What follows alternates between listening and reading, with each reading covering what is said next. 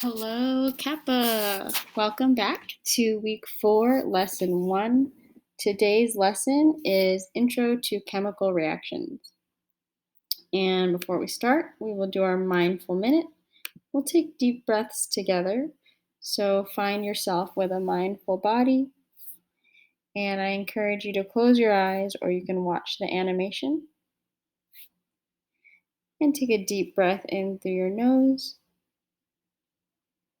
And exhale. Inhale through your nose. And exhale. Deep breath in. And deep breath out. We're halfway there. Nice deep breath in. And exhale. Inhale. And exhale. Inhale. And as you exhale, imagine exhaling stress and tension. And last one, deep breath in. Exhale stress and tension from your body.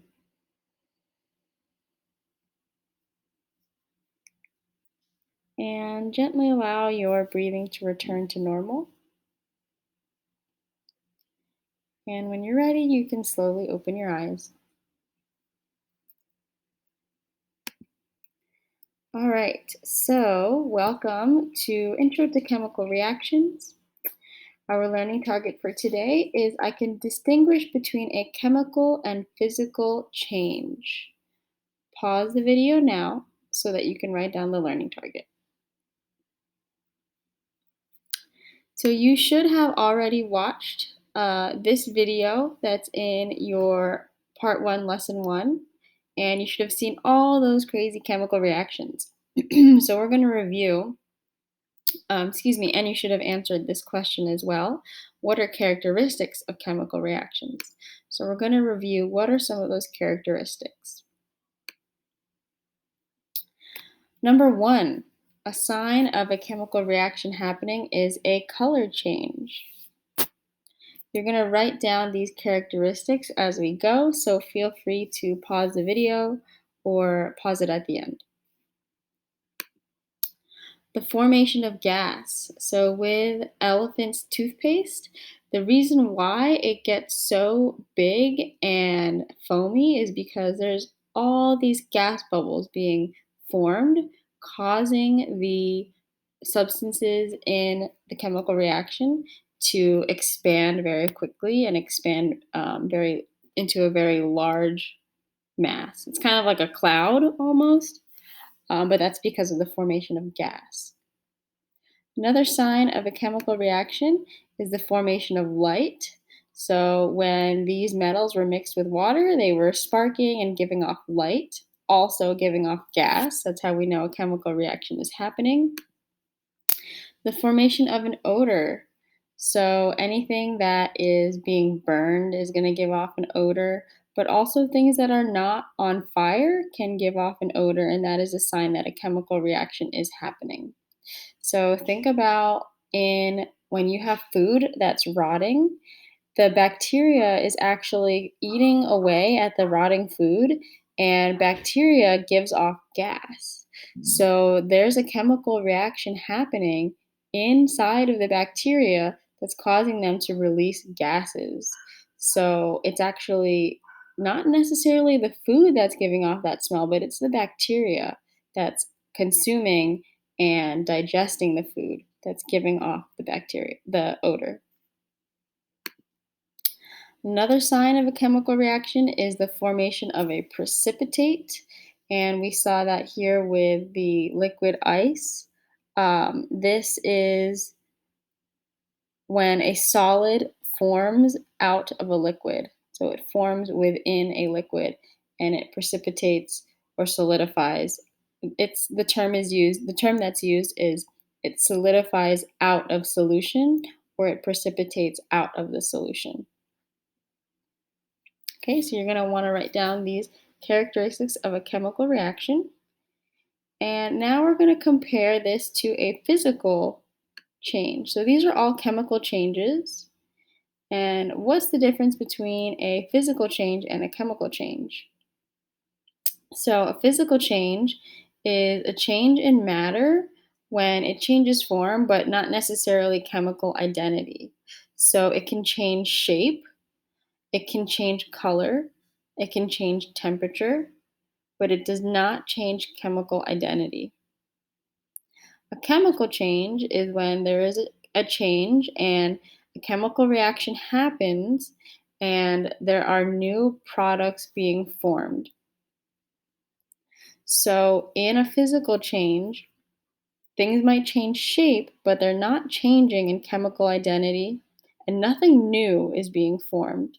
If we look at the chopping of wood, like, yeah, now we have two different pieces of wood, but the material is still the same.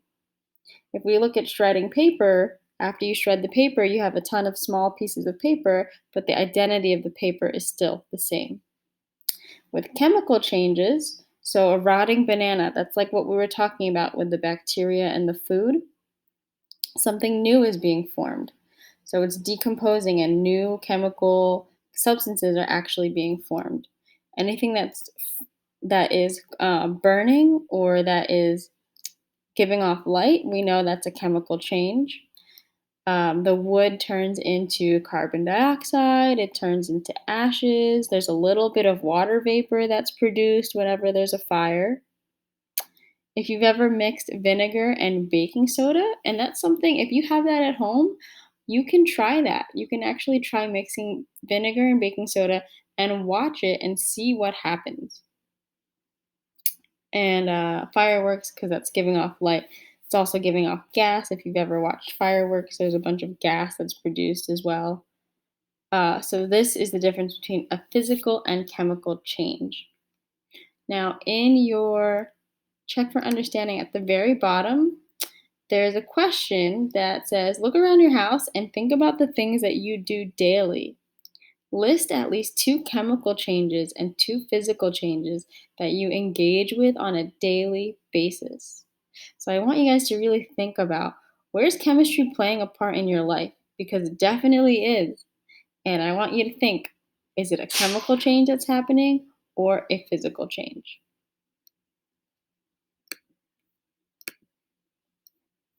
All right, so our check for understanding questions, we're going to look at particle diagrams. So, recalling from the beginning of the year, particle diagrams are showing different particles and showing how they change. So, this question is, which diagram represents a physical change only? So, we have to look and see what is representing a physical change. Now, going back to our definition, physical change is when matter changes form, but not chemical identity, so nothing new is formed. So, what do you think? We're going to do this one together, but I want you to have some think time. Well, which of them are forming something new? Because we can cross those out. If we look at three, these look really different from each other. So, the end, it looks like the molecules came apart, and there are now new substances over here. So, it can't be three. We look at four, um, this actually disappeared. So there's something new happening over here. So that's not a physical change. We look at number two, these molecules seem to come together. And now there's a new substance at the end. So that's not a physical change. We look at one, all we're seeing is that the particles are now like mixed up. So there's nothing new. They're just in a different shape, perhaps. So this would represent a physical change. Okay, our next check for understanding, this is on your Google form. I'm just going to read this one for you guys. Given the particle diagram representing four molecules of a substance, Which of the diagrams best represent this substance after a chemical change? So there can be more than one answer for this one. So using the same logic, looking at the before, here's our before, and then looking at each of these after scenarios, which represent a chemical change. Okay, now a thinking question for you guys. Why is ice melting considered a physical change? I want you to pause the video now and really think, why is this a physical change?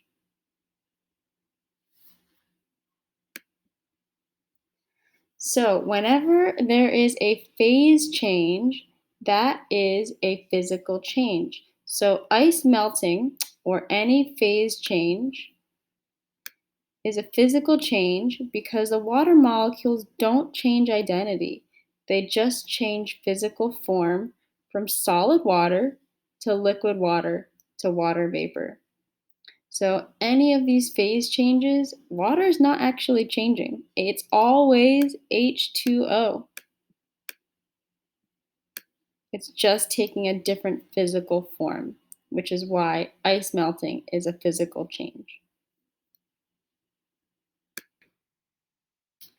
Okay, so now you can head over to your Google form and answer the check for understanding questions.